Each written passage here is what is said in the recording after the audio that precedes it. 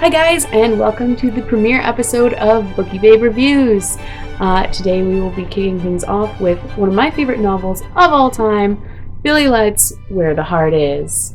So this novel was made into a film in 2000, featuring Natalie Portman playing the main character of Novalee, and Stockard Channing playing Sister Husband, who was this adorable, Bible-loving old granny type, but oh god, like I swear she's one of my favorite characters in the book. So the story of this novel starts off with Novalee, who's a young girl and she's pregnant, and she gets dropped off at a Wal-Mart by her boyfriend, and he just completely ditches her, and she has no money, nobody to stay with, so she ends up living in the Wal-Mart, and from there the story just progresses and tells you about her life a little bit at a time and like the people that help her. And I know at a glance it sounds really boring, but it's really not. It's a very sweet story about life and having good people to help you and how that can make such a difference. At its core, I'd call this book a love story. I definitely would. But it's not just about the love in the sense of like romance, because there is a lot of different types. We see the love between mother and child with Novalee and her daughter. We see great friendships. Fantastic friendships. I wish that I had more friends like the characters in this book.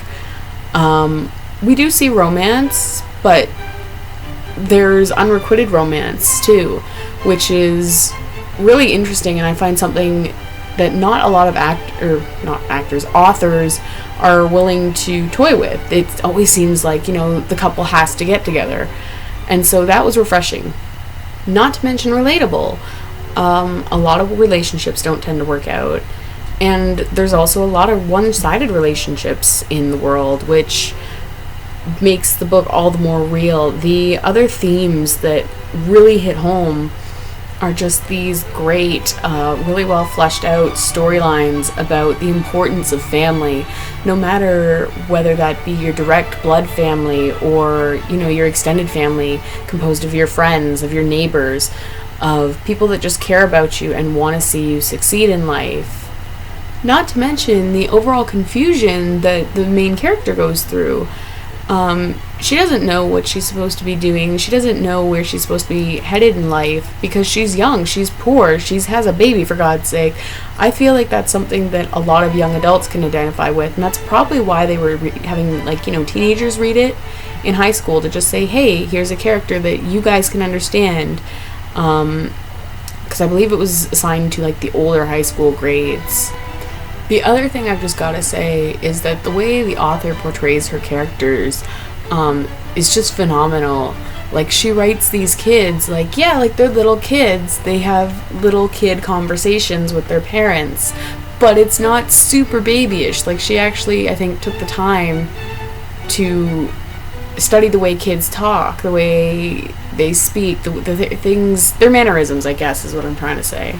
And what's really interesting about these characters is you are interested by them, even though they're just general everyday people. They're people that you could meet in your small town. Overall, I find this book to be a great read, a fantastic example of, how interesting somebody can be, even if they are just, a small town kid, when you actually sit down and listen to their story and learn about them and examine where they've been in their life. So with all that being said, I hope you enjoyed this review. I hope you hit that subscribe button and hang around for more awesome book stuff, reviews, all that cool stuff, dramatic readings maybe.